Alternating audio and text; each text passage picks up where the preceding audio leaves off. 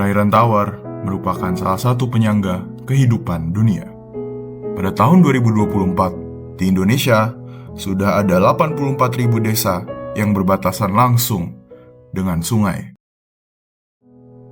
Tetapi, di balik semua itu, ada masalah yang menghantui perairan tawar di dunia. Suatu masalah yang sangat sulit untuk dihadapi.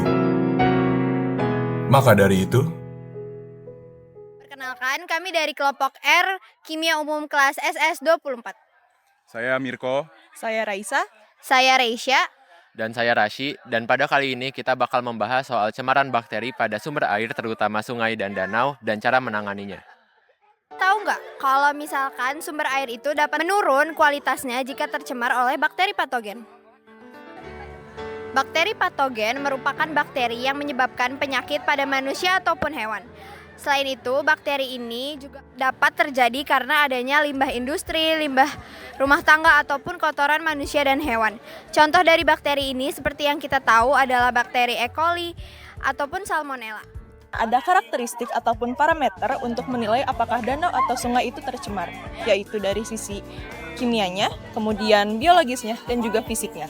Nah, biasanya untuk sungai ataupun danau yang tercemar memiliki suhu yang cenderung hangat. Kemudian aromanya juga menyengat tidak sedap, lalu memiliki warna keruh, kekuningan, kehijauan, ataupun kecoklatan.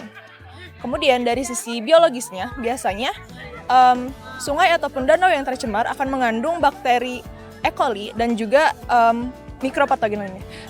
Kemudian dari aspek kimianya, dapat dinilai dari pH-nya yang biasanya lebih asam ataupun lebih basa, kemudian juga memiliki BOD dan juga COD yang rendah dan akan menjadi sarang ataupun sumber makanan dari patogen tersebut. Dalam hal ini, perekonomian ikut terdampak.